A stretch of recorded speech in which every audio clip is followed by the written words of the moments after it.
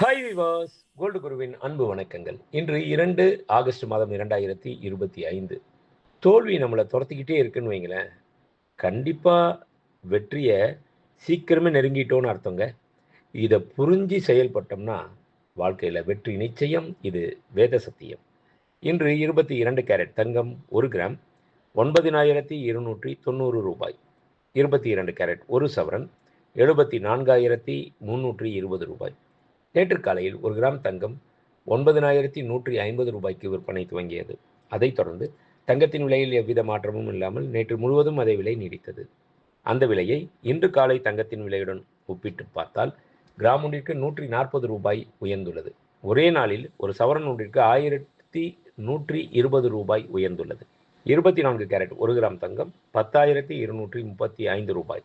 24 carrot 10 gram தங்கம் 1,02,350 ரூபாய்.